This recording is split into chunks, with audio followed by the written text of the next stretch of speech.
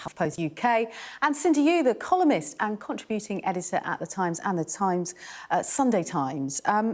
So, look, most of the papers really covering the assisted dying bill. It's the front page of The Guardian, and it's one of those things where, personally, I've been really impressed by, obviously, the fact that it was a free vote, but it didn't cross party lines.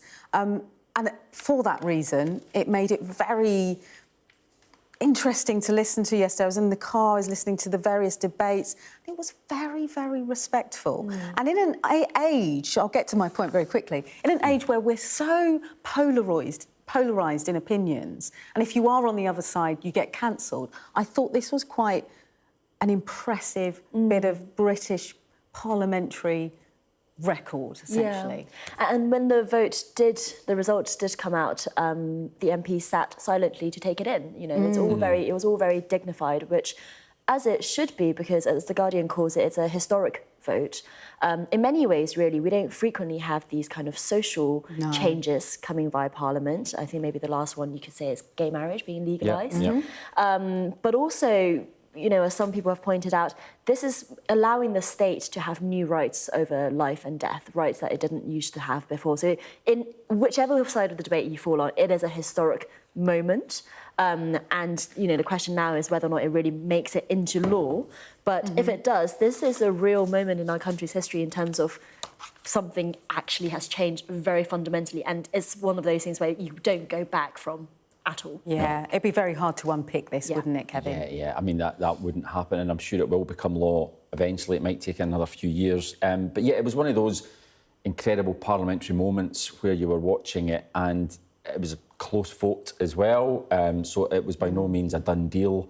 There've been very passionate speeches from those who oppose it during the debate, and clearly there was a shift between second reading when the majority in favour was around about 55, I think it was, whereas it was only 23 yesterday. So clearly, you know, it's not, it's been settled in terms of the House of Commons has made its decision, but as a debate about this particular piece of legislation, I think there's still a lot of concerns, and they will be explored and aired when it goes to the House of Lords. And of course it was that free vote, but I found it really interesting. So Wes Streeting voted it down, Angela Rayner too.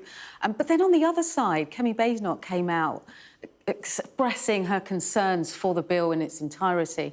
And I wonder if that has any weight, whether politicians coming out really expressing how they feel about it weighs down on anything that we might see moving forward. I think it definitely does. And, you know, as you say, it's a free vote, so people can vote with their conscience. So I think it adds more value that they haven't been whipped to say one thing or the other.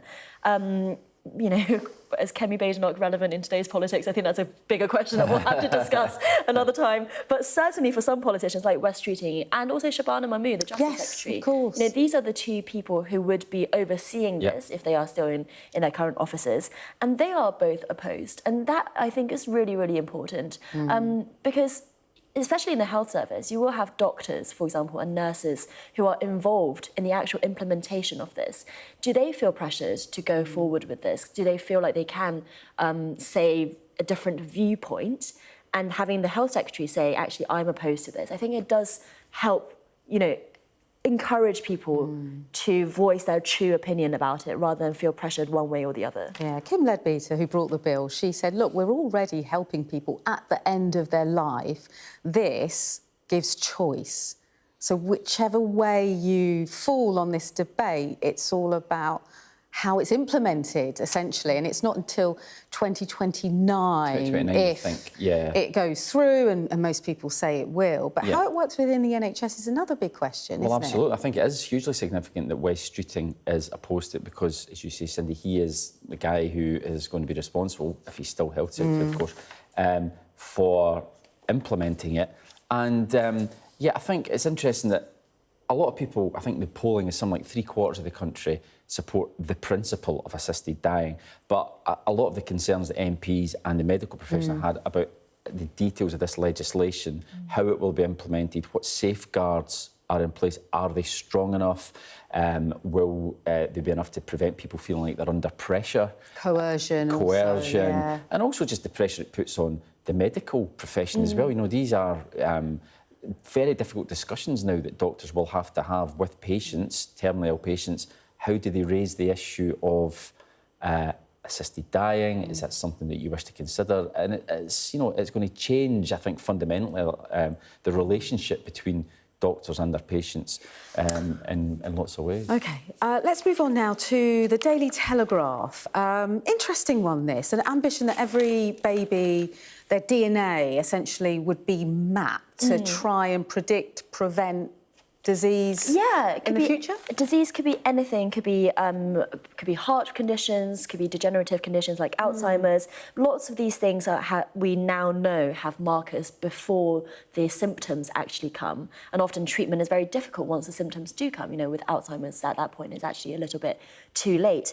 So breast treating with a £650 million boost into genomics is suggesting in next week's a new introduction of these guidance that babies will have their DNA mapped at the point of basically birth from their umbilical cords. And then personalised medicine, laying personalised medicine for NHS users throughout their lives to say you are at more risk of this, you are at more risk of that, and so you might want to consider this. And we'll be using AI and all this sort of stuff. Raising, of course, a lot of questions about the tech, the safety of these databases. You want to make sure that actually they're not hacked, that they are held safely and ethically, as well as the fact that the tech, if we are using AI to predict certain health conditions, that's actually reliable and not going to be vulnerable to some of the other problems with AI, like hallucinations, for example, where it's just making things up to a certain question. Yeah. So it's a very interesting move if it works. It is, isn't it? And in a way, linked to a story in The Sun, page 8, because cyber attacks will be a big issue in anything like that, in any kind of digitalisation of the NHS. Yeah. But 16 billion passwords exposed in a leak, according to this article. So Facebook, Apple, Google, all of these accounts Netflix, that people... PayPal, oh my goodness, Roblox, which is a thing that for kids love. Kids love. We need passwords now for absolutely everything, don't we? We were just discussing earlier, how do you remember your own passwords, really? It is very difficult. But yeah, I think there's a lot of complacency around as well. People think, it won't happen to me, it's fine. But, this is incredibly sensitive information that these hackers can potentially get access to, banking information, other personal details. And, it's a worry, without a doubt. And things like this, as we become more reliant on tech, are, I think, only going to become more and more frequent, unfortunately. Yeah, I'm really bad at changing up passwords, but actually it's something that can take really, a couple of minutes, go through all really of the bad big at it as ones. well. I'm going to do that, actually. Yeah, OK. Let's all do that today. Let's move on to the Daily Mail. What is this all about? DIY dimwits. I stay well clear of any kind of DIY. I'm more than happy to throw money at a problem in the house.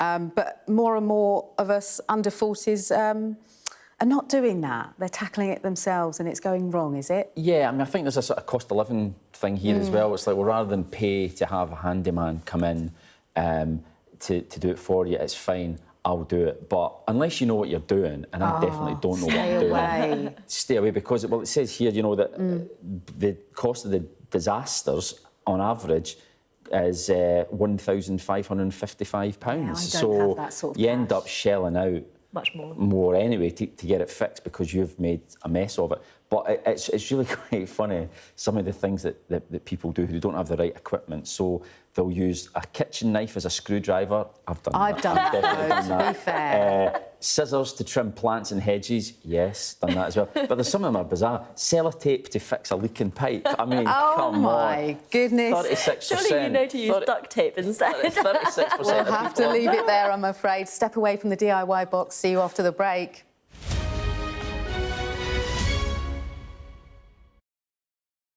We're rolling. Welcome to the world.